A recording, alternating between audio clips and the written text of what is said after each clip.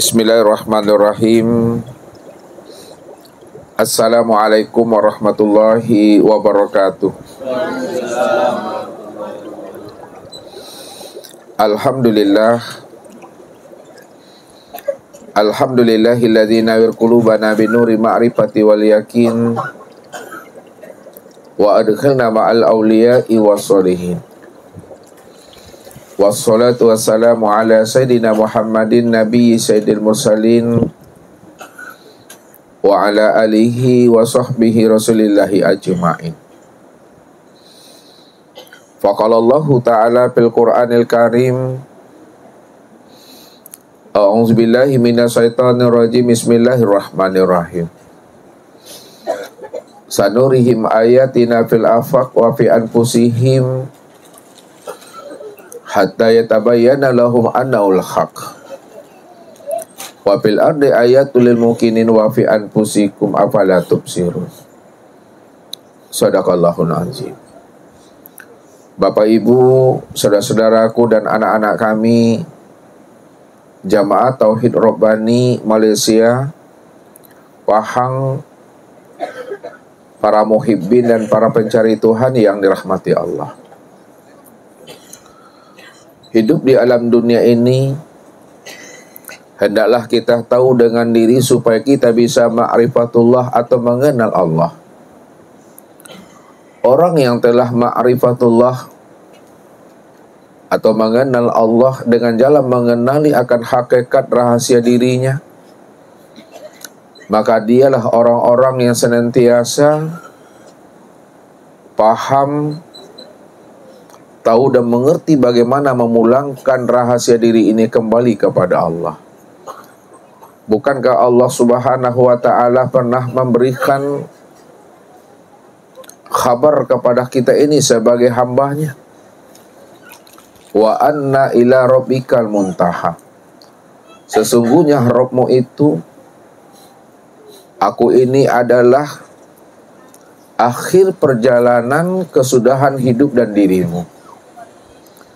Kalau Allah telah menjelaskan akan rahasia dirinya kepada hambanya, bahwa Allah itu adalah akhir kesudahan perjalanan hidup dan diri kita, itu artinya bahwa satu saat kita pasti akan pulang dan kembali kepadanya. Karena Allah itu menjelaskan kepada kita dengan terang, dengan gamblang, inna lillahi wa inna ilaihi raji'un. Sesungguhnya asal dirimu adalah aku, maka tentu pulang dan kembali kepada aku, kata Allah. Kalau kita yakin, paham bahwa Allah itu adalah asal daripada diri kita, dan kita tahu juga suatu saat kita akan pulang dan kembali kepada dirinya, maka ketika kita masih hidup di alam dunia atau di alam syahadah ini, sebelum roh itu melepaskan akang cangkangnya, melepaskan akan tubuh jasmani atau tubuh yang zahir ini, maka di alam dunia dan di alam syahadah inilah Bapak Ibu, kita mesti telah mengenal Allah itu dengan pengenalan yang sempurna, zahir dan batin, supaya kita benar-benar mampu memulangkan rahasia diri ini kembali kepada Allah dengan sempurna dan baik. Maka orang yang tidak mampu mengenali akan Tuhannya, dan dia juga tidak mampu memahami akan asal-usul dirinya, maka dialah sebenarnya yang dikatakan Allah sebagai jahil murakab. Jahil murakab itu Bapak Ibu adalah bersusunnya dua kejahilan pada dirinya. Jahil yang pertama, dia tidak mengenal akan Tuhannya. Dan jahil yang kedua, dia tidak mengenal akan rahasia dirinya. Maka ketika dia tidak mengenal akan Tuhannya dan juga dia tidak mengenal akan siapa dirinya, maka disitulah dikatakan telah bersusun dua kejahilan pada dirinya. Maka dialah sebenar-benarnya orang yang dikatakan Allah adalah orang yang buta dan orang yang tersesat nanti jalannya di akhirat itu. Ini yang Allah utarakan kepada setiap kita. supaya kita mampu mempergunakan kecerdasan rohani dan akal fikir untuk memahami setiap apa yang Allah sampaikan kepada kita ini. Wa man kana fi hazil a'ma fahuwa fil akhirati a'ma wa adallun sabila. Barang siapa yang buta di dunia, pasti dia buta juga di akhirat. Wa adallun sabila. Dan dialah orang yang tersesat, kata Allah. Kalau kita pahami makna ayat ini secara makna hakiki, buta yang bagaimana yang dikatakan Allah di dalam surat Bani Israel ayat 72 ini, Bapak Ibu? Apakah buta mata yang ada di kepala ini atau butanya mata hati yang ada di dalam dada? Ini yang diingatkan Allah selalu kepada diri kita. Di dalam surah Al-Hajj ayat 46, apa kata Allah? Fa innaha la ta'mal absar walakin ta'mal qulub allati fi sudur. Sesungguhnya yang aku katakan buta itu, kata Allah, bukanlah buta mata zahirmu yang ada di kepalamu, akan tetapi butanya mata hatimu yang ada di dalam dada. Maka orang yang buta mata hatinya itu adalah orang yang tersesat dan tempatnya nanti adalah di neraka. Kalau Allah menjelaskan, Bapak Ibu, orang yang buta mata hatinya adalah orang yang tersesat dan tempatnya di neraka, maka buta yang bagaimana yang Allah maksudkan dengan butanya mata hati sebagai orang yang tersesat dan tempatnya di neraka? Ini maknanya, Bapak Ibu. Siapa yang tidak mengenal aku, kata Allah, di dunia ini, di alam syahada ini, maka di akhirat pun dia juga tidak akan pernah dia mengenal akan aku. Siapa yang tidak mengenal aku di waktu hidupnya, maka ketika mati pun dia juga tidak akan pernah mengenal aku. Siapa yang tidak mengenal aku, yang telah wujud dan nyata sempurna pada dirinya, maka dia juga tidak akan pernah mampu mengenal aku yang telah wujud dan nyata di luar dirinya pada segala sesuatu dan sempurna wujud aku pada dirinya. Padahal Allah menjelaskan kepada diri kita, ala innahu bikulli syai'in muhit. Ketahuilah, kata Allah, akan wujud nyatanya diriku ini, bahwa wujud nyatanya diriku ini telah meliputi akan segala sesuatu. Akan tetapi kesempurnaan akan wujud nyatanya diriku ini pada segala sesuatu, maka sempurna pada dirimu masing-masing, kata Allah. Ini yang Allah utarakan kepada diri kita ini. Inna rabbaka akhatta bin nas. Sesungguhnya Rabbmu itu, aku ini, kata Allah, sudah sempurna meliputi akan wujud dirimu, bahwa wujud dirimu itulah kesempurnaan memandang nyatanya akan diri aku, kata Allah. Tapi kenapa kamu tidak mampu memahami akan kewujudan nyatanya aku pada dirimu itu, kata Allah. Maka disinilah Allah mengajak kita ini untuk meniti ke dalam diri, untuk ikrar dan menyenter serta menyilau kita ke dalam diri kita ini. Awalam yatafakkaru fi anfusihim balil insanu ala nafsihi basyira. Kenapa kamu tidak mau mempergunakan akal fikirmu? Siapa sebenar-benarnya yang menjadi rahasia dirimu, kata Allah. Maka Allah tanyakan kepada diri kita ini, wa fi anfusikum afala tubsirun. Kenapa kamu tidak mau memikirkan siapa yang menjadi rahasia dirimu, kata Allah. Siapa sebenarnya yang hidup pada dirimu, yang memandang pada dirimu, yang mendengar pada dirimu, yang berkata. Siapa itu sebenarnya, kata Allah. Maka jikalau kita mau kita mempergunakan kecerdasan rohani dan akal fikir kita, walaupun itu sesaat dan sedetik, maka disitulah kita mampu mengenali seakmal diri dan sejati diri kita, supaya hidup kita ini tidak dicap oleh Allah sebagai orang yang buta dan orang yang tersesat. Inilah, Bapak Ibu, kenapa kebanyakan isi neraka jahanam itu Diceritakan oleh Allah kepada kita ini, penghuninya adalah jin dan manusia. Itu disebabkan, kata Allah, lahum qulubun la yafqahuna biha. Mereka kami berikan namanya hati, tapi mereka tidak mampu memahami siapa yang berkehendak di dalam hatinya itu. Walahum a'yunun la yubsiruna biha. Mereka juga kami beri namanya penglihatan, tapi mereka juga tidak mengerti siapa yang memandang dan melihat pada dirinya itu. Walahum azanun la yasma'una biha. Mereka kami beri namanya telinga, kami beri namanya pendengaran, tapi mereka juga tidak mampu memahami dan menyadari siapa sebenarnya yang mendengar pada dirinya itu. Maka inilah yang menyebabkan mereka itu sebagai penghuni neraka jahanam itu. Ini yang Allah katakan kepada diri kita.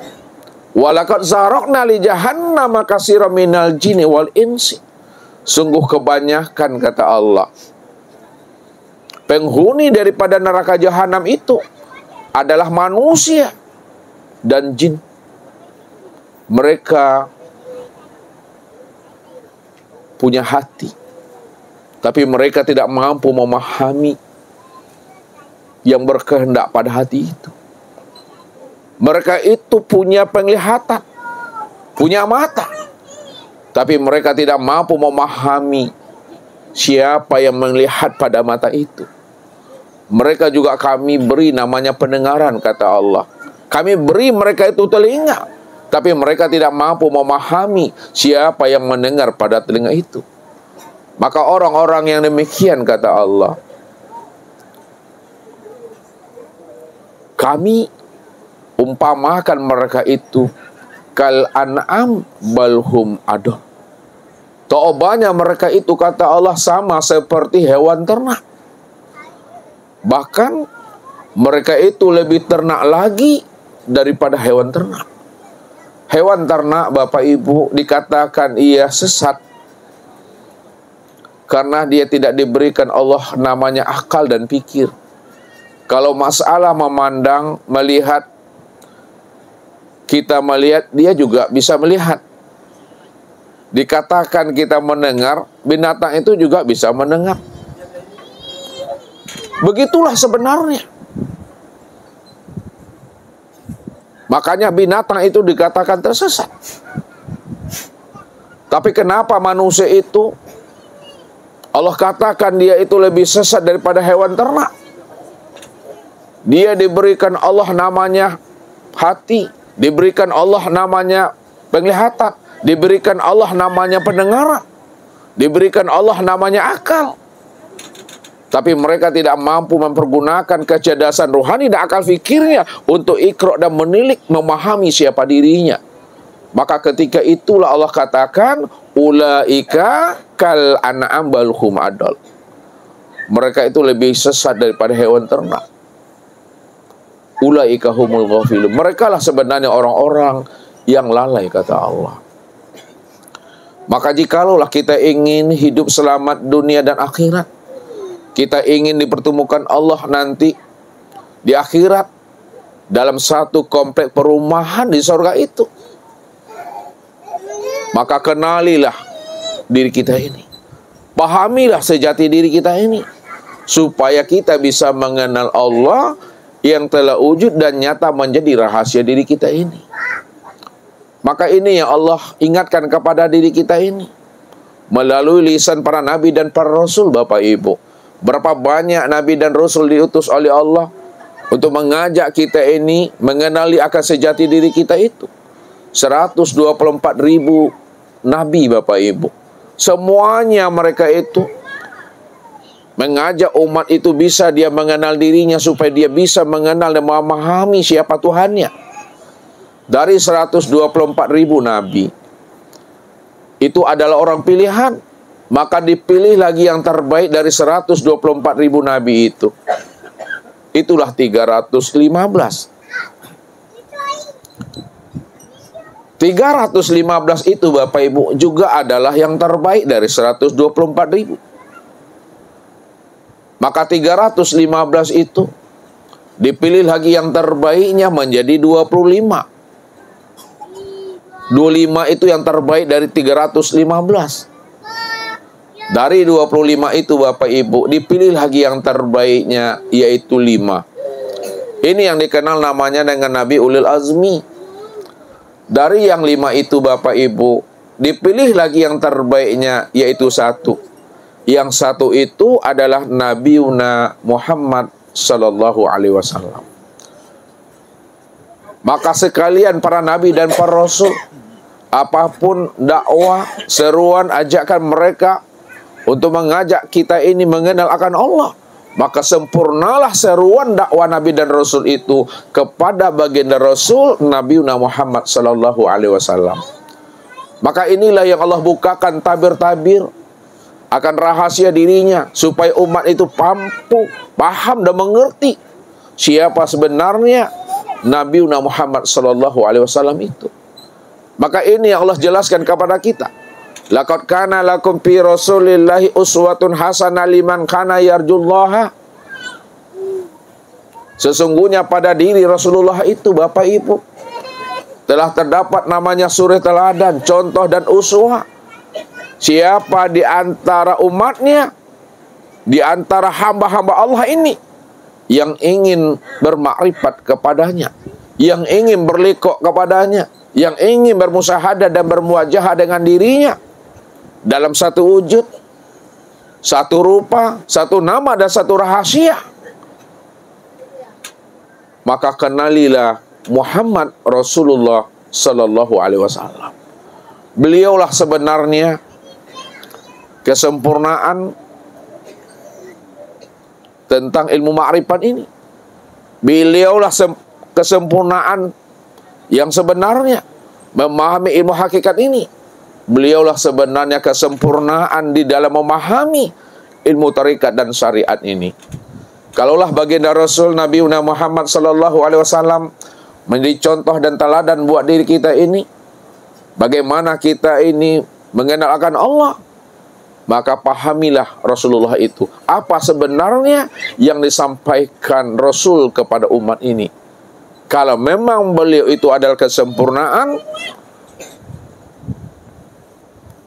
risalah-risalah yang disampaikan oleh Nabi dan Rasul sebelum beliau, maka ini yang kita pahami Bapak Ibu. Malam ini, waktu yang sangat terbatas ini, kita akan mencoba membongkar siapa sejati diri kita ini, supaya kita tahu kalau Bapak Ibu sholat, kalau Bapak Ibu berpuasa, kalau Bapak Ibu berzakat dan berhaji, kalau Bapak Ibu melakukan suatu ibadah dan ketaatan apapun, Bapak Ibu mengenal siapa sebenarnya yang beramal dan berbuat itu yang benar-benar nyata dan wujud pada diri Bapak Ibu ini. Maka pertajam pandangan hati kita ini, supaya kita bisa mengenal siapa sebenarnya yang punya diri pada diri kita ini sebenarnya. Ini yang dihantarkan oleh orang-orang tua kita, orang-orang arif billah dan orang-orang yang kasab. Baca alam pada diri, baca diri di dalam diri. Di dalam diri ada diri, di dalam diri ada rahasia diri. Di dalam rahasia diri itulah aku wujud dengan sendirinya. Maka pertajam pandangan hati supaya kita tahu siapa sebenarnya wujud yang hakiki yang berdiri dengan sendirinya. Ini yang Allah ingatkan kepada kita. Zohirun Rabbi fi batni abdi. Nyatanya aku, wujudnya aku ini benar-benar wujud dan nyata serta terang dalam pandangan hatimu. Maka hapuskan sekalian alam dan lenyapkan sekalian diri dalam pandangan hati. Kalau alam dan diri telah lenyap dan hapus dalam pandangan hati kita Bapak Ibu, maka ketika itulah hati mampu memandang bahwa segala yang wujud yang nyata pada alam dan nyata pada diri, itulah sebenarnya kesempurnaan memandang nyatanya akan wujud Allah. Bikulli syai'in muhit akhatu bin nas itu. Supaya setiap ibadah yang kita lakukan itu betul-betul ibadah yang ada ruhnya, ibadah yang ada nyawanya, ibadah yang ada jiwanya. Itulah ibadah yang hidup. Ibadah yang hidup itu adalah ibadah yang bisa merasakan nikmatnya dari setiap ibadah yang dia perbuat. Tapi kalau ibadahnya mati Bapak Ibu, ibadahnya tidak ada ruh dan jiwanya disebabkan dia tidak pernah mengenal akan Allah, maka hilanglah nikmat itu di dalam diri, hilanglah rasa itu di dalam diri, karena ibadahnya tidak ada ruhnya, ibadahnya tidak ada jiwanya, disebabkan dia tidak mengenal akan Tuhannya. Untuk lebih paham Bapak Ibu, tunggulah pesan-pesan berikut ini.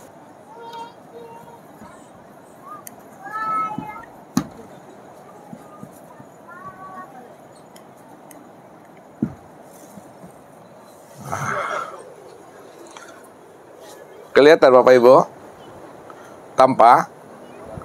Tapi Ustadz jelas enggak ya? Jelas. Kalau tak nampak Bapak Ibu melihat Ustadz, itu apa namanya itu Pak? Butuh sange itu Pak Romali. Ya, jadi pandangan itu kita latih. Lihat mandangnya.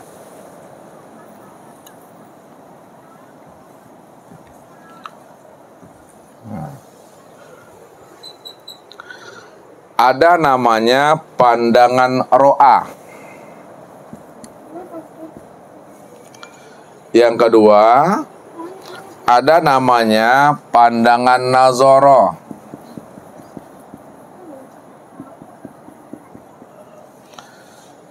Yang ketiga, ada pandangan basira. Dan yang keempat, ada pandangan absara.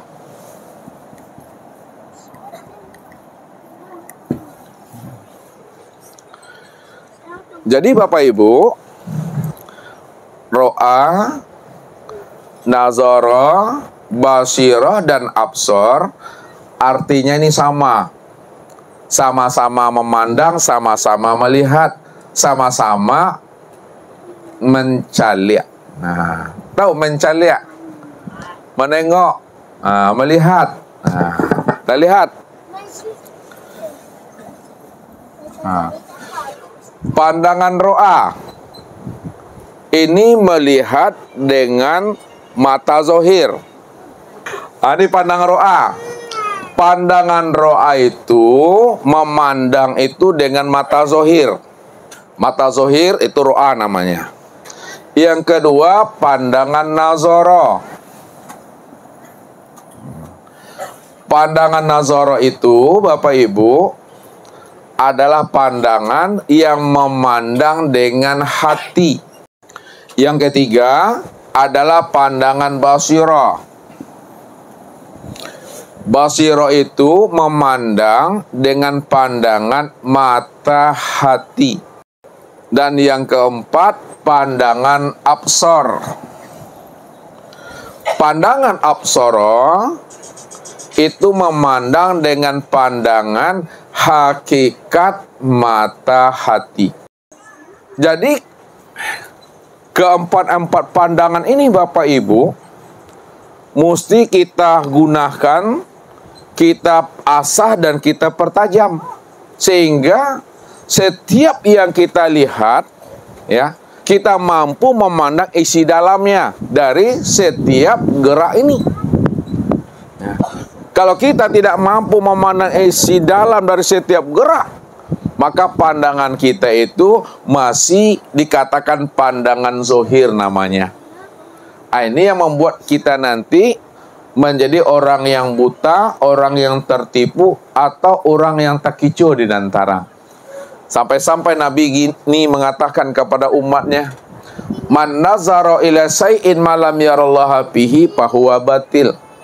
Barang siapa yang mampu memandang kepada sesuatu, bisa dia memandang ayahnya, memandang ibunya, suami, istri, anak, cucu, dan menantunya, bisa dia memandang jemaah dan gurunya, tapi dia tidak mampu memandang Allah yang telah wujud dan nyata pada ayah ibunya, pada suami, istri, anak, cucu, dan menantunya, pada jemaah dan gurunya, tak mampu dia memandang, maka itulah pandangan yang berdosa. Pandangan yang tidak bernilai ibadah, pandangan yang hampa dan sia-sia. Ya. Kalau kita sudah dikatakan oleh Rasul, pandangan yang batal, pandangan yang berdosa, yang tidak memberikan nilai faedah, hikmah, maka pandangan kita itu sama dengan pandangan mata ikan yang telah dikeringkan atau mata ikan yang sedang digoreng. Lihat ibu-ibu yang sering masak, goreng ikan, ketika ikan itu digoreng melotot matanya itu, ya, maka walaupun mata ikan itu melotot, tak tampak dia bahwa dia sedang digoreng oleh orang yang menggorengnya. Itu mata ikan tuh. Ya. Kita diberi Allah mata, tapi kita tidak mampu memandang siapa sebenarnya yang memandang pada saat memandang itu. Nah, mampu kita memandang seperti itu, maka itulah pandangan mata ikan itu, Bapak Ibu. Pandangan yang tidak memberi faedah dan manfaat buat dirinya. Itulah pandangan berdosa. Nah, maksud Ustadz, dari semua kalam, dari semua kata dan uraian Ustadz ini, Ustadz akan menghantarkan kepada diri Bapak Ibu ini, dari setiap amal yang kita perbuat, siapa sebenarnya yang beramal dan berbuat itu pada saat Bapak Ibu beramal dan berbuat. Apakah ada di Bapak Ibu di situ atau tidak? Ini yang mau Ustadz terangkan, supaya Allah tidak mengatakan dan tidak mencap diri kita ini termasuk orang yang buta sange, Bapak Ibu. Sebab siapa yang dikatakan Allah orang yang buta, maka dialah orang yang tersesat dan tempatnya itu jelas, alamatnya itu adalah neraka, Bapak Ibu. Nah, di dalam sholat kita coba menghantarkannya, ya, karena kita ini banyak yang muda-muda kan, dan sedikit banyak orang yang tua-tua, ya. Tapi kita mencoba memahaminya tentang sholat dulu, menghantarkannya. Ya, yang pertama, secara pandangan ro'a, ro'a apa tadi Bapak Ibu? Melihat dengan mata zahir. Secara pandangan ro'a, ketika Bapak Ibu sholat maghrib barusan ini atau isya, maka yang nampak pada mata zahir yang sholat itu adalah tubuh. Yang nampak itu adalah tubuh. Tubuh yang berdiri, ya, tubuh yang rukuk, tubuh yang sujud, tubuh yang duduk. Nah, kita lihat nih Bapak Ibu. Dua, nih. Udah cantik ya. Kemudian, gitulah kira-kira. Gitulah kira-kira. Atau ditambah ujung ini, dipertajam sedikit. Lurus. Gini. Jadi karena Ustadz yang menulis, maka Ustadz yang pandai, Ustadz yang tahu maknanya. Jadi Bapak Ibu dengar aja bahasa Ustadznya. Jadi secara pandangan ro'a, yang nampak berdiri, nampak ruku, nampak sujud dan duduk itu adalah batang tubuh. Padahal sebenarnya Bapak Ibu, batang tubuh kita ini sebenarnya adalah casing saja. Batang tubuh kita ini sebenarnya adalah cangkang saja. Batang tubuh kita ini sebenarnya adalah kotak saja. Kalaulah batang tubuh kita ini adalah cangkang, kotak, dan casing, maka hakikat sebenarnya batang tubuh itu adalah la wujudan. Yang kedua, la sami'an. Yang ketiga, la basiran. Yang keempat, la mutakaliman. Yang kelima, la aliman. Yang keenam, la qadiran. Yang ketujuh, la muridan. Yang terakhir, la hayan. Jadi sebenarnya diri kita ini adalah tidak wujud. Kalau dia tidak wujud, tidak ada hakikatnya, maka hakikat tidak ada itu tentu dia tidak mendengar, tidak melihat, tidak berkata, tidak mengetahui, tidak berkuasa, tidak berkehendak dan hidup. Kalaulah batang tubuh kita ini, kalau dia tidak hidup, berarti apa itu Bapak Ibu? mati. Kalau dia itu tidak berkehendak, berarti itu apa? Papa. Kalau dia itu tidak kuasa, lemah. Kalau dia tidak berilmu, bodoh. Kalau dia tidak berkata, bisu. Kalau dia tidak melihat, buta. Kalau dia tidak mendengar, tuli. Kalau dia tidak wujud, berarti nanti ada. Inilah sebenarnya diri kita. Maka dalam pandangan, ya, kiasnya, batang tubuh Bapak Ibu ini diibaratkan, diumpamakan sebuah bingkai cermin. Tubuh Bapak Ibu ini diibaratkan sebuah bingkai cermin. Bukan cermin Bapak Ibu ya, bingkai cermin. Kayak gini bingkainya. Ya. Jadi bukanlah tubuh ini yang hidup. Ya. Bukanlah tubuh ini yang bergerak. Dalam pandangan nazarah. Dalam pandangan ro'a, nampak dia yang bergerak, nampak dia yang berdiri, nampak dia yang ruku, nampak dia yang sujud, nampak yang duduk. Tapi kalau kita tilik dengan pandangan nazarah Bapak Ibu, nazarah itu pandangan apa? Pandangan hati. Sebenarnya yang bergerak, yang berdiri, yang sujud, yang duduk itu bukanlah tubuh, akan tetapi adalah ruh. Adalah ruh Bapak Ibu. Buktinya Bapak Ibu, ya. Kalau tidak ada ruh, bisakah tubuh ini hidup? Bisakah telinga itu mendengar? Bisakah mata itu melihat? Bisakah mulut itu berkata? Nggak pernah bisa. Berarti yang membuat tubuh ini bisa melihat, mendengar, dan berkata, hidup dan bergerak, itu karena ada ruh sebenarnya. Ini pandangan hati. Ya. Pandang dengan mata zahir, tilik dengan pandangan hati. Rupanya bukan tubuh ini sebenarnya yang hidup. Bukan tubuh ini sebenarnya yang bergerak. Bukan tubuh ini sebenarnya yang melihat dan mendengar, berkata, mengetahui, berkuasa, dan berkehendak. Tiada lain adalah ruh. Kita lihat lagi Bapak Ibu. Ini gambarnya biar mudah pahami lagi. Nih, Ustadz buat kayak gini. Itu adalah ruh sebenarnya Bapak Ibu. Ya, kalau tidak ada ruh, ya nggak hidup tubuh itu. Jadi di dalam tubuh itu nampak isinya. Itu ruh sebenarnya menggerakkan ini ya. Ini yang Ustadz maksudkan tadi.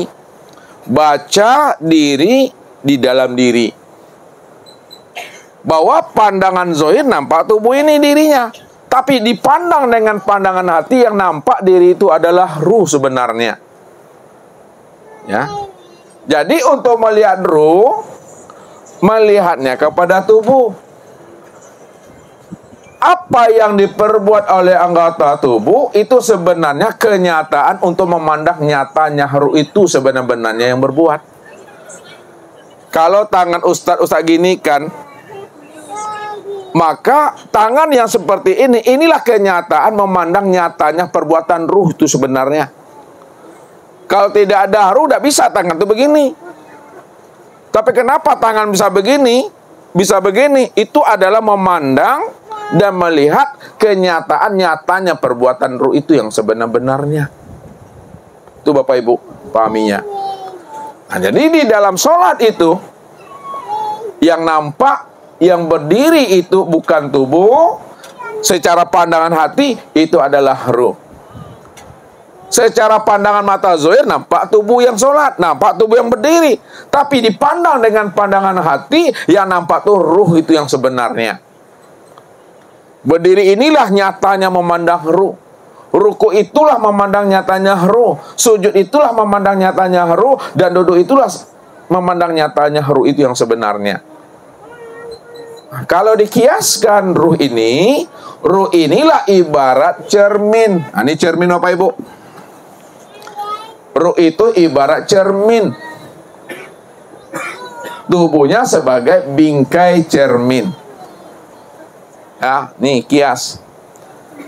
Kita tilik lagi ke dalam Bapak Ibu dengan pandangan basira. Apa tuh? Pandangan mata hati.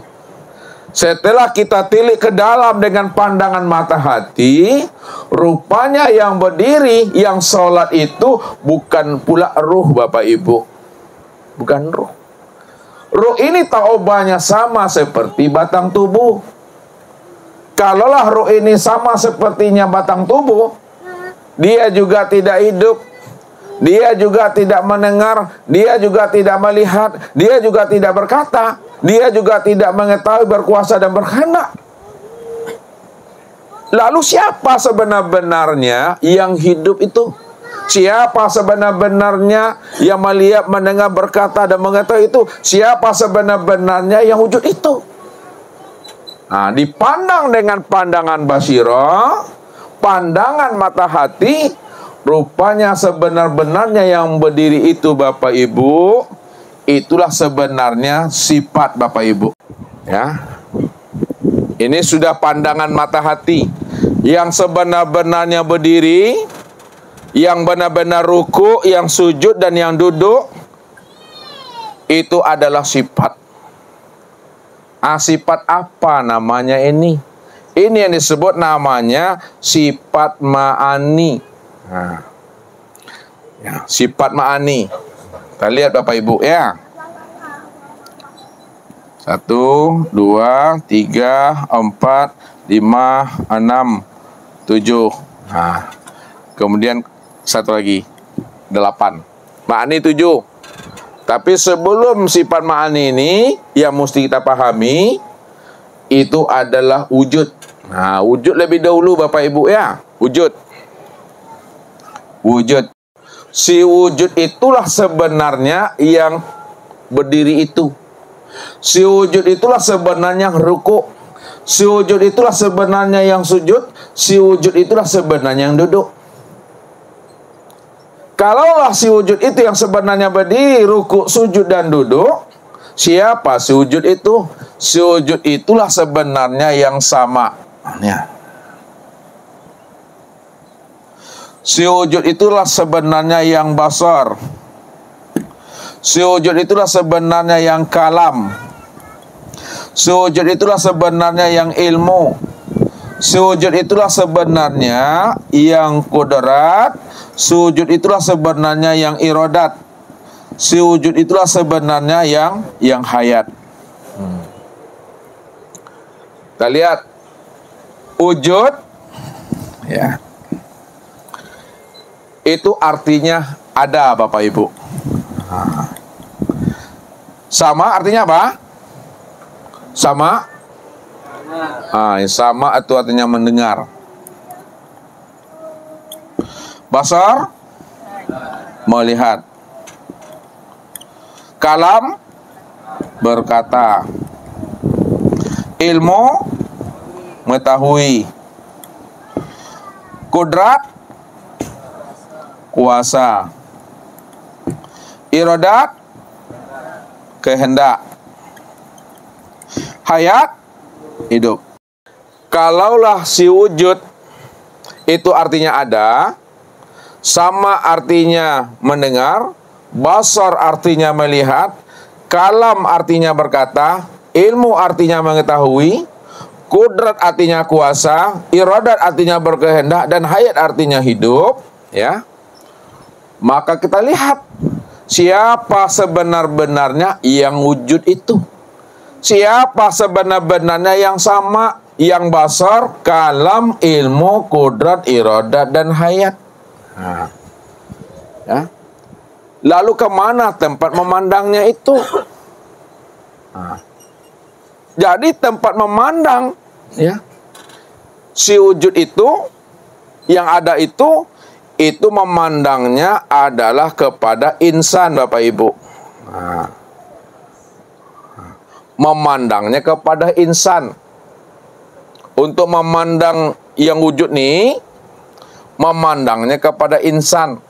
Untuk memandang sama, memandangnya itu pada telinga insan. Untuk memandang yang basar, memandangnya kepada mata insan. Untuk memandang kalam, pada mulut insan. Untuk memandang ilmu, kepada hati insan. Untuk memandang kudrat,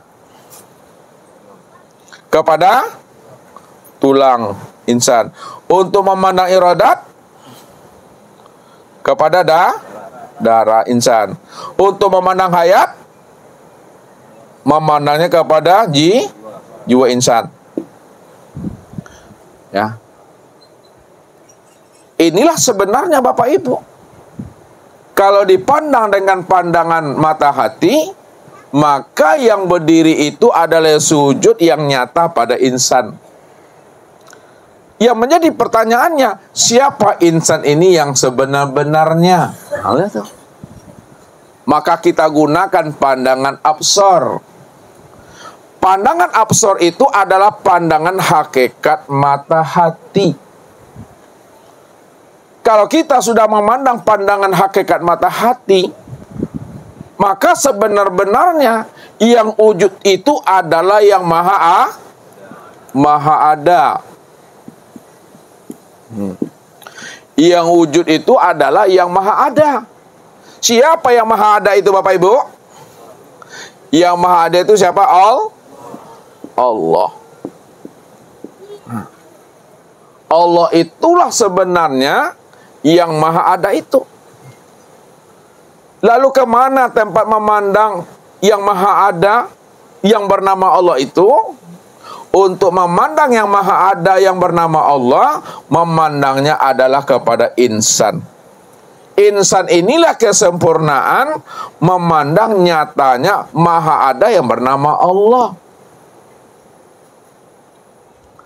Kalaulah kesempurnaan memandang maha ada yang bernama Allah pada insan, maka insan inilah sebenar-benarnya rahasia wujud Allah itu secara sempurna Bapak Ibu. Jadi pandangan mata hati Bapak Ibu ya sudah mampu memandang bahwa yang berdiri, yang ruku, yang sujud, yang duduk itu, itulah yang disebut namanya dengan zat itu. Zat itu adalah dirinya. Siapa nama dirinya? Itulah Allah. Allah itulah diri yang maha ada itu Bapak Ibu. Nah, saya ulangi lagi. Secara pandangan absor, pandangan mata hati, yang berdiri, ruku, sujud, dan duduk itu adalah zat. Ini zat. Zat itu adalah dirinya, nama daripada dirinya itu adalah Allah. Untuk memandang Allah, si Maha Ada, maka pandanglah kesempurnaan si Maha Ada itu sempurna pada insan. Maka disitulah kita tahu siapa sebenar-benarnya insan ini. Kata Allah, al-insanu sirri wa ana sirrahu. Insan itu adalah rahasiaku dan akulah rahasia insan itu. Inilah sebabnya siapa yang telah paham, yang sudah kenal akan rahasia dirinya, disitulah dia mampu mengenal akan Allah. Karena Allah itulah sebenar-benarnya insan itu, dan insan itulah sebenar-benar nyatanya diri Allah itu. Apa sebabnya Bapak Ibu? Karena Allah cuma satu-satunya. Allah cuma satu-satunya. Ini yang dijelaskan dalam surah Ikhlas itu. Qul huwallahu ahad. Katakanlah bahwa Allah itu adalah ahad. Ahad itu artinya? Ya. Esa. Esa itu apa maknanya? Tunggal. Tunggal itu tiada berbilang. Tiada berbilang itu apa maknanya? Hanya dia satu-satunya. Hanya dia satu-satu itu apa maknanya? Tidak ada yang tidak ada yang lain. selain dirinya. Tidak ada yang lain selain dirinya. Itu apa maknanya? Dia yang wujud secara mutlak. Dia yang wujud secara mutlak itu apa maknanya? Dia satu-satunya. Dialah yang semata-mata. Itu dia. Kalau dia adalah satu-satunya, dia adalah semata-mata. Tidak ada diri yang lain, tidak ada wujud yang lain selain daripada dirinya. Maka siapa insan ini, Bapak Ibu? Kalau tidak ada diri yang lain, kalau tidak ada wujud yang lain, kalau tidak ada diri yang lain dan wujud yang lain, maka insan ini yang disebutkan nyatanya akan wujud diri Allah itu. Jadi dalam bahasa hakikat disebutlah insan ini namanya Ainullah. Ini dalam bahasa hakikat, Bapak Ibu, disebut namanya Ainullah, atau disebut juga namanya wujudul, atau juga disebut namanya hakikatullah. Jadi dalam bahasa hakikat, insan itu disebut Ainullah, nyatanya Allah, atau wujudnya Allah, atau yang sebenar-benarnya Allah itu. Secara pandangan thariqat, insan itu disebut mir'atillah. Apa artinya itu? Cermin Allah, tempat memandang wujud nyatanya diri Allah. Ya, ini rahasianya. Satu contoh, Bapak Ibu, ya. Ketika tadi Bapak Ibu bersolek, ya, di kamar, kira-kira terlihat enggak diri Ustadz di dalam cermin itu tadi? Tidak, ya? Kenapa tidak terlihat, Pak Faisal? Karena yang bercermin bukan Ustadz. Karena yang bercermin bukan Ustadz. Lalu siapa yang bercermin? Ibu yang bersolek tadi, Ustadz. Ibu yang bersolek. Kalau ibu yang bersolek, siapa yang nampak? Ibu yang bersolek. Maka diri ibu yang bersolek itu yang nampak. Tidak mungkin diri Ustadz. Maka fungsi cermin itu apa, Bu? Fungsi cermin apa? Untuk melihat diri. Sekarang alam diri Bapak Ibu ini disebut cermin. Cermin Allah. Kalaulah diri Bapak Ibu ini dikatakan cermin, ya, sedangkan Allah cuma yang wujud semata-mata, hanya Dia satu-satunya yang bercermin, maka diri siapa yang sebenar-benarnya yang terlihat pada cermin yang sudah nyata pada alam dan pada diri Bapak Ibu? Kalau Allah cuma yang wujud satu-satunya, Dia yang bercermin, Dia yang ada, maka diri siapa sebenarnya yang nampak pada cermin yang sudah nyata pada alam dan pada diri Bapak Ibu? Yang terpandang, yang terlihat itu adalah akan nyatanya wujud rupa diri Allah. Maka disinilah dikiaskan tadi, sifat ini itulah yang dikatakan bayang-bayang di dalam cermin. Itu. Nah, mungkinkah ada bayang-bayang di dalam cermin kalau tidak ada orang yang bercermin? Mungkinkah berpisah orang yang bercermin dengan bayang-bayang di dalam cermin? Tidak berpisah. Sekarang kita ingin tahu siapa sebenar-benarnya orang yang bercermin sehingga yang nampak itu bayang-bayang di dalam cermin itu adalah dirinya. Nah, kita mau cari orangnya. Kalau tidak ada orangnya, tak mungkin ada bayang-bayang di dalam cermin. Nah, orang yang bercermin itu tiada lain adalah Allah. Dia yang bercermin nih. Kalau dia yang bercermin adalah Allah, maka bayang-bayang dirinya yang nampak di dalam cermin.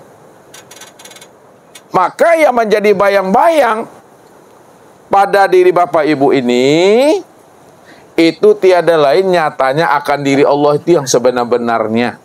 Disitulah disebut alam diri Bapak Ibu ini mir'atilah, cermin untuk memandang nyatanya akan rupa wujud Allah itu. Kenapa diri Bapak Ibu alam ini dikatakan untuk memandang nyatanya akan rupa wujud Allah, karena Allah lah yang tunggal, yang berdiri dengan sendirinya. Dialah yang bercermin. Kalau dia yang bercermin, wujud dengan sendirinya, maka dirinya yang kelihatan pada cermin itu. Mana yang disebut cermin Allah, Bapak Ibu? Mana yang disebut cermin Allah? Yang disebut cermin Allah itu adalah diri Bapak Ibu. Kalaulah diri Bapak Ibu disebut cermin Allah, maka kelihatanlah sebenarnya siapa sebenarnya bayang-bayang di dalam diri Bapak Ibu itu. Bayang-bayang di dalam diri Bapak Ibu itu tiada lain nyatanya diri Allah. Karena Allah lah yang bercermin. Maka dirinya yang nampak dalam cermin itu. Jadi makna hakikat yang sebenar-benarnya, kalau dialah orang yang bercermin pada diri Bapak Ibu, maka dialah sebenarnya yang mendengar. Tuh. Dia siapa maksudnya tuh? Dianya Allah lah yang mendengar tuh. Dianya Allah lah yang melihat. Dianya Allah yang melihat. Dianya Allah yang mendengar.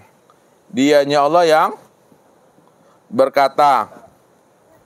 Dianya Allah yang mengetahui. Dianya Allah yang kuasa. Dianya Allah yang berkehendak. Dianya Allah yang hidup. Ya. Jadi Allah lah yang wujud, nyata wujudnya pada insan. Kalau dialah yang wujud yang nyata pada insan, maka Allah lah yang melihat, mendengar, berkata, mengetahui, berkuasa, berkehendak, dan hidup. Kenapa? Karena dialah orang yang bercermin dalam pandangan absor. Pandang absor itu pandangan apa? Pandangan hakikat mata hati. Makanya pertanyaannya Bapak Ibu, kalau udah sampai pandangan Bapak Ibu itu kepada pandang absor tadi, barulah sempurna solat kita ini yang sebenar-benarnya. Rupanya yang solat itu bukanlah diri Bapak Ibu. Yang sholat itu bukanlah kita. Akan tetapi yang sholat sebenar-benar sholat, yang benar-benar berdiri, rukuk, sujud, dan duduk itu siapa Bapak Ibu? Tiada lain adalah Allah.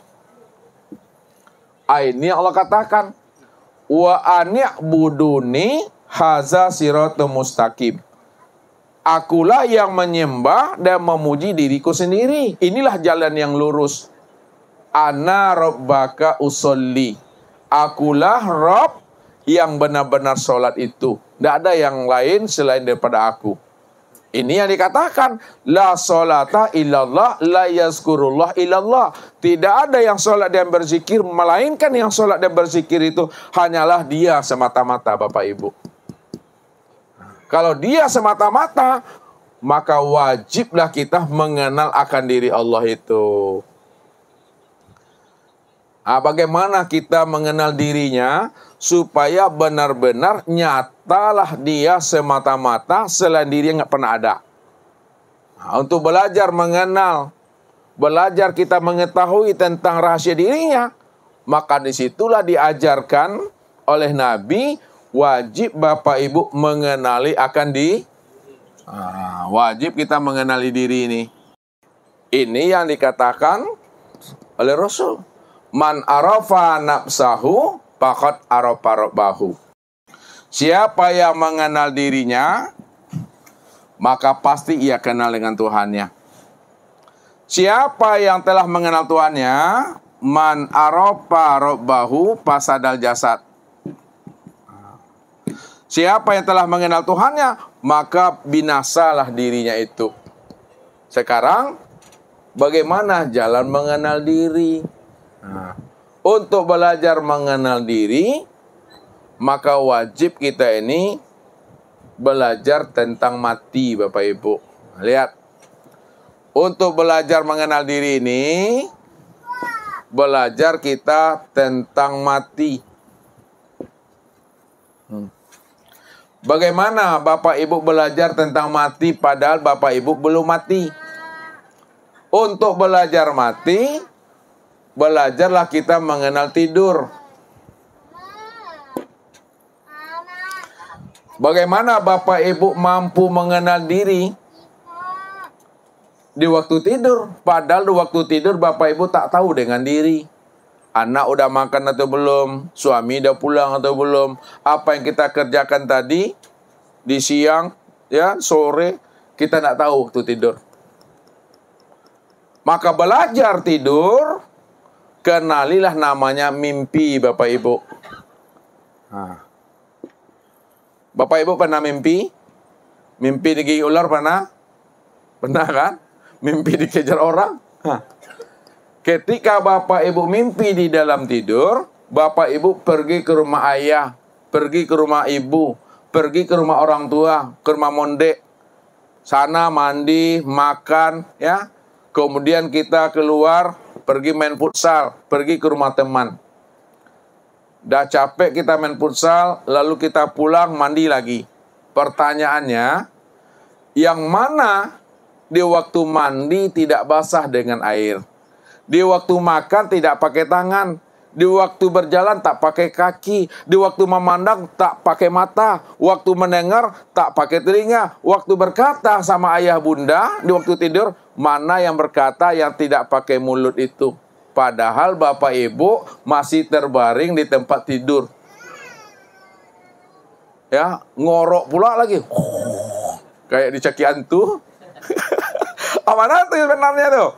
Yang berjalan, yang main futsal, yang mandi, yang tak kena dengan air, ya, yang menendang bola, tidak pakai kaki, padahal Bapak Ibu masih terbaring di tempat tidur.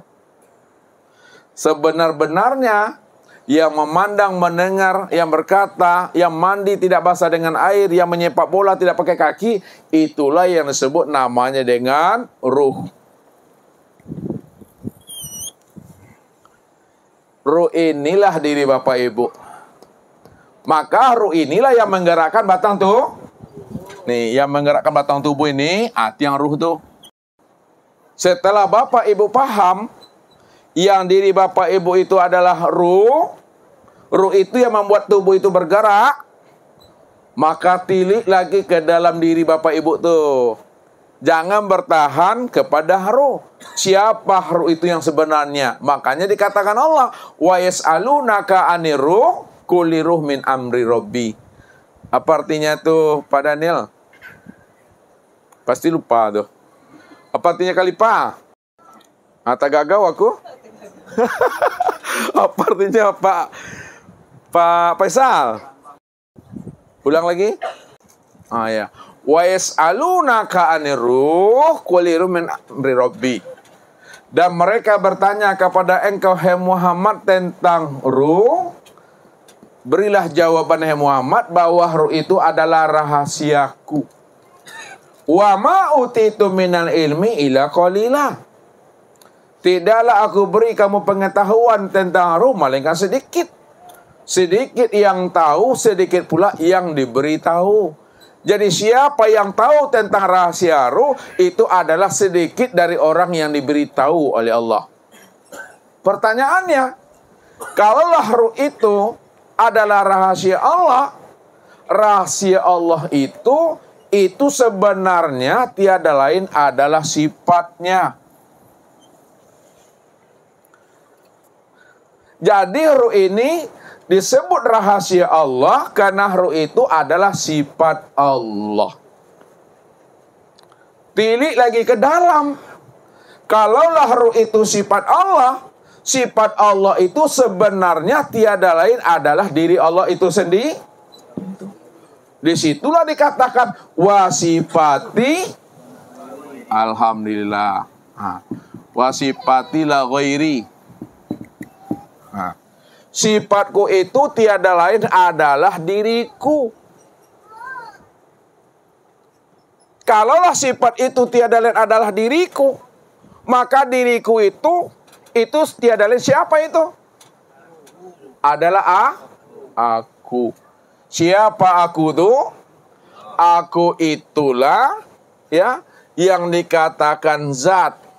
Zat itulah yang bernama Allah.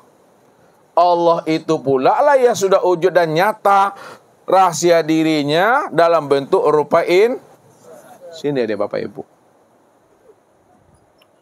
Nah, kesimpulannya, ya, siapa sebenar-benarnya diri Bapak Ibu itu yang sesungguhnya?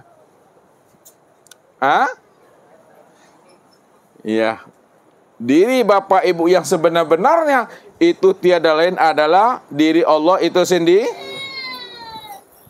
Kalaulah Allah itu, ya, diri Bapak Ibu itu yang sebenar-benarnya, maka Allah inilah yang dikatakan seakmal diri. Allah itulah yang dikatakan sejati diri. Allah itu yang dikatakan diri sejati. Dialah yang seakmal diri, dialah yang sejati diri, dialah yang diri sejati. Dan dialah sebenar-benar sebenar-benar diri. Tidak ada diri yang lain. Maka ketika itu Bapak Ibu, kalau Bapak Ibu sudah kenal Allah, maka apa pesan Nabi? Man arafallahu kala lisanahu. Ini pesannya. Man arafallah kala lisanahu.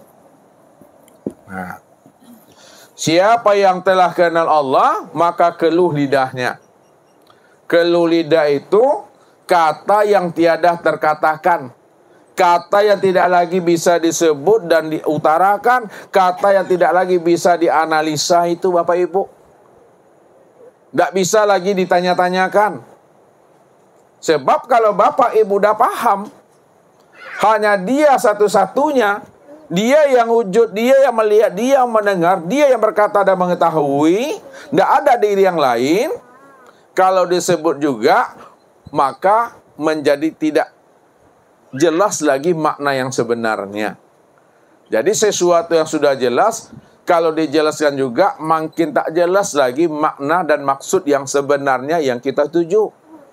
Contoh Bapak Ibu, ya.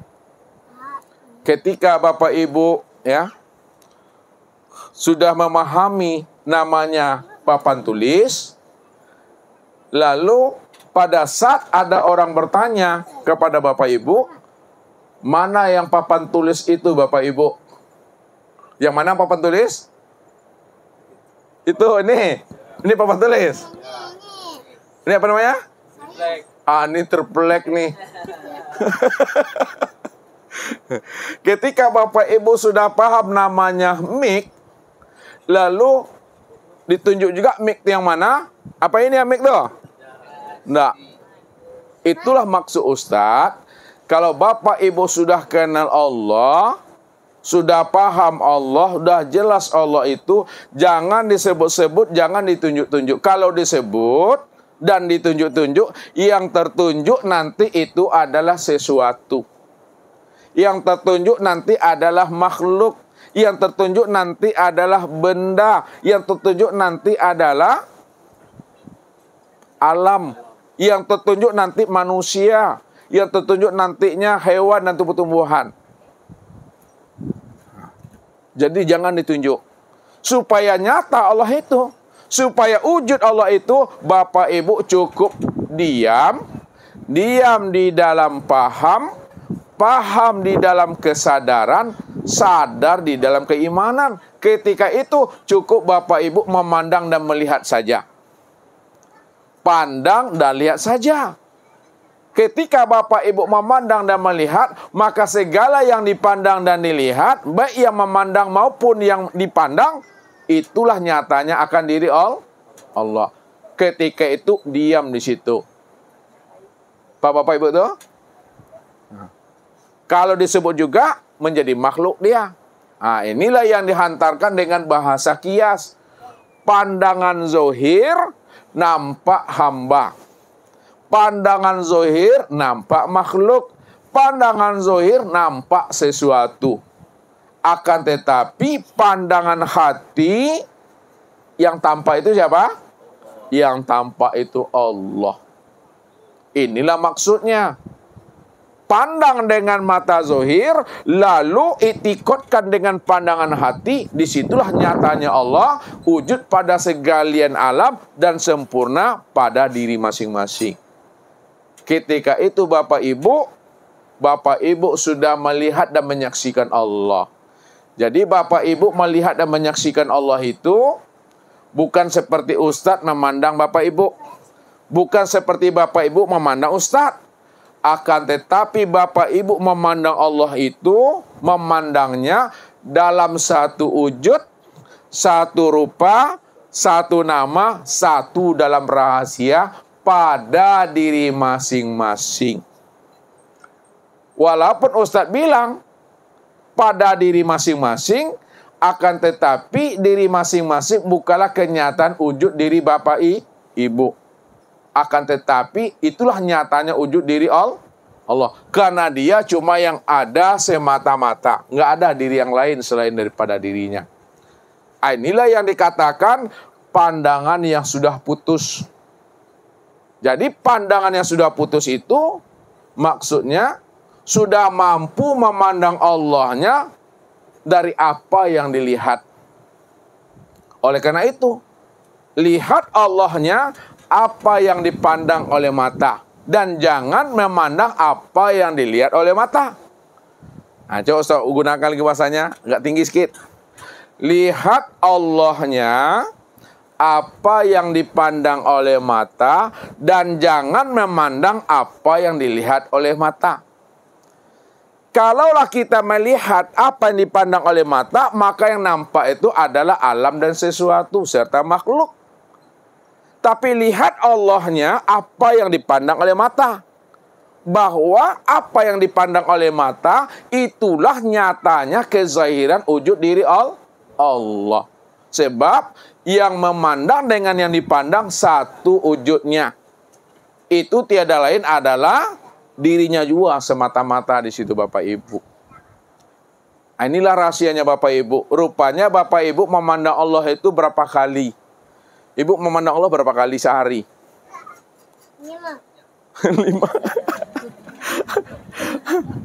Hah? Ini berapa kali mandang Allahnya? Bapak, halo?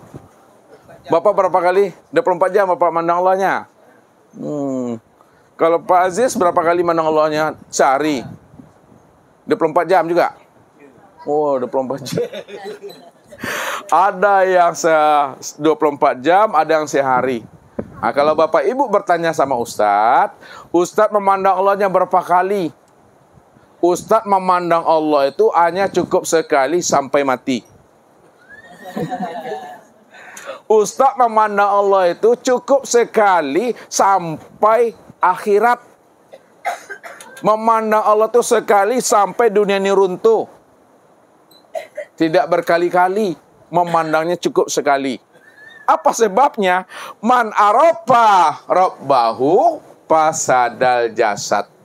Siapa yang telah mengenal akan Tuhannya, dia sudah berjumpa dengan Tuhannya, dia sudah menyaksikan Tuhannya, dia telah bertatap wajah dengan Tuhannya, maka ketika itu matilah dirinya. Apabila bertemu dua wujud, mesti mati salah satu. Bertemu dua wujud, mesti mengalah salah satu. Siapa yang mati dan siapa yang mengalah?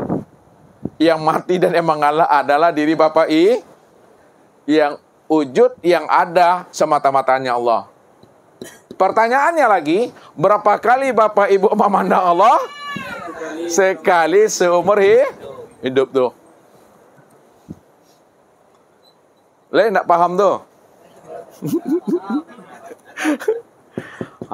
Inilah pesannya Allah kepada kita. Ini pesan Allah tuh. Innal abdi iza ahbabtuhu qataltuhu. Fa iza qataltuhu wa dia tahu. Sesungguhnya hambaku, kata Allah, kekasihku, belan jiwaku. Apabila diri yang telah aku cintai, dirinya telah aku sayangi, maka aku bunuh dirinya. Apabila dirinya telah aku bunuh, maka akulah pengganti daripada dirinya. Kalau aku pengganti daripada dirinya, maka akulah sebenar-benarnya yang wujud dan nyata pada dirinya. Kalau aku sebenar-benarnya yang wujud dan nyata pada dirinya, maka akulah yang memandang dan mendengar. Akulah yang berkata dan mengetahui. Akulah yang berkuasa, berkehendak dan hidup itu. Tidak ada siapa-siapa, kata Allah. Disitulah rahasianya Bapak Ibu. Jadi kalau Bapak Ibu, kata Ustadz, ingin kenal Allah, ingin berjumpa Allah, ingin melihat Allah, ingin bertatap wajah langsung dengan Allah, namo Bapak Ibu berhenti jadi orang. Mau enggak Bapak Ibu mau berhenti jadi orang? Mau. Kalau mau, insya Allah bisa Bapak Ibu mengenal Allah. Pada saat Bapak Ibu dah mati, dah keluar kita dari diri kita, disitulah Bapak Ibu bisa mengenal Allah. Ini pesan Nabi. Innakum lan tara rabbakum hatta tamutu. Kamu tidak akan pernah bisa melihat Allah sehingga kamu benar-benar mati. Jadi orang yang mati itu yang bisa melihat Allah. Kalau dia sudah makanya orang mati disebut apa? Almarhum. Kalau ibu-ibu, nih orang yang mati disebut namanya almarhum. Sedangkan yang ibu-ibu disebut namanya almarhum. Jadi almarhum dan almarhumah itu gelar panggilan yang sudah mati itu. Mati yang bagaimana maksudnya Bapak Ibu? Lihat. Apakah mati berpisah ruh dengan jasad?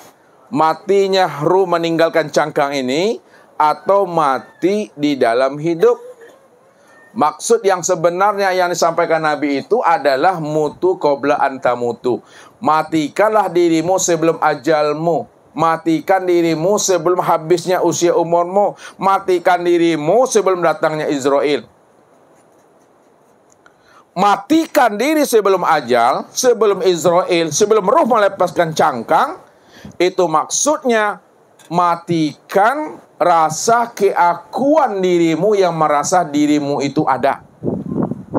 Matikan rasa keakuan dirimu yang merasa dirimu yang melihat. Matikan rasa keakuan dirimu yang merasa dirimu yang mendengar dan berkata. Berkuasa, berkehendak, serta hidup. Matikan itu. Ini itikad untuk selama-lamanya. Siapa yang mau mematikan dirinya Bapak Ibu, maka kesempurnaan mati itu adalah hidup. Kalaulah kesempurnaan mati itu adalah hidup, siapa sebenar-benar yang hidup itu? Allah. Kalau Bapak Ibu sudah benar-benar buta dan tuli, maka kesempurnaan buta dan tuli itu apa? Melihat dan mendengar. Siapa yang melihat dan mendengar? Tuhan. Kalau Bapak Ibu telah bisu, maka kesempurnaan bisu berkata. Siapa yang berkata? Allah. Itulah dia sebenarnya. Inilah orang yang sudah hidup kesadaran Tuhan pada dirinya. Orang yang telah hadir kesadaran Tuhan di dalam kolbunya. Kalau sudah hadir kesadaran Tuhan di dalam dirinya, sudah hadir kesadaran Tuhan dalam kolbunya, maka disitulah dia sadar sesadar-sadarnya bahwa sejak mula adanya dirinya nggak pernah ada. Sejak mula adanya diri Bapak Ibu tidak pernah ada. Pertanyaannya, kapan diri Bapak Ibu sejak mula adanya tidak pernah ada? Nah, sejak Allah itu wujud, dia menamai dengan innani anallah, la ilaha illa ana, sesungguhnya aku ini Allah, tidak ada yang wujud dan yang nyata melainkan aku. Sejak Allah mengatakan dirinya Allah, maka sejak itu diri Bapak Ibu nggak pernah ada tuh. Karena Allah yang ada sejak mula adanya. Sebelum adanya yang ada, maka yang ada sebelum ada yang ada hanya Allah. Sebelum adanya kehidupan, maka yang lebih dahulu ada sebelum adanya kehidupan hanya Allah. Maka Allah lah yang wujud, awal, akhir, zahir, dan batin. Selain dirinya nggak pernah ada Bapak Ibu. Itu pandangannya sudah putus namanya. Makanya keputusan pandang kepada Allah, keputusan ilmu itu kepada iman. Iman itu antuk minu biru'yatillah, di mana Bapak Ibu sudah memandang, melihat dan menyaksikan Allah yang wujud, yang bersifat pada sekalian alam. Itulah nyatanya akan wujud dirinya yang sebenar-benarnya. Itikad di dalam ini. Pada saat itu Bapak Ibu, Bapak Ibu tidak ada lagi namanya akan keakuan diri yang merasa ada. Itulah orang yang tidak lagi memiliki akuan dirinya yang merasa ada. Ini yang disebut namanya diri yang la haula wa la quwata illa billah. Tidak ada daya dan upaya, melainkan hanya daya dan upaya Allah semata-mata.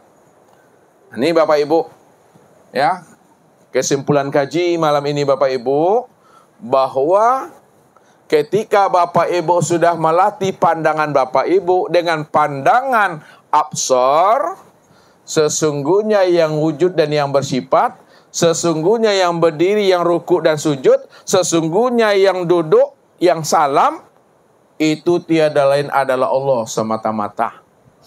Siapa yang masih menolak akan kewujudan nyatanya Allah pada alam dan sempurna pada dirinya, ini pesan Allah kepada kita. Ulaikal ladzina kafaru bi ayati rabbihim wa liqaihi fahabitat a'maluhum fala nuqimu lahu yaumal qiyamatil wazna. Barang siapa kafir, dia mengingkari dan menolak wujud nyatanya aku pada alam dan sempurna pada dirinya, tidak yakin dia melihat aku dalam satu wujud, satu rupa, satu rahasia pada dirinya sendiri. Habitat a'malum, aku hanguskan seluruh amalnya, aku batalkan seluruh ibadahnya. Maka di akhirat tidak ada satupun amalnya yang tersisa untuk bisa diperhitungkan lagi. Semuanya sudah habis Bapak Ibu. Jadi kalau kita ingin selamat Bapak Ibu, kenalilah diri supaya kita bisa mengenal Allah, sehingga kita lepas daripada buta yang hakiki. Buta yang sebenar-benar buta yang hakiki, di mana dia tidak mengenal Allah dan menyaksikan Allah yang sudah wujud nyata pada dirinya. Jadi jangan Bapak Ibu bercerita Allah yang gaib juga lagi. Kenalilah Allah yang sudah nyata pada diri sendiri itu. Siapa yang tidak bisa, tidak melihat akan Allah yang sudah wujud dan nyata pada dirinya, maka dialah yang sebenar-benarnya butuh sange. Itu saja Bapak Ibu, udah capek pula aku nih ha. Billahi taufiq wal hidayah. Wassalamualaikum warahmatullahi wabarakatuh.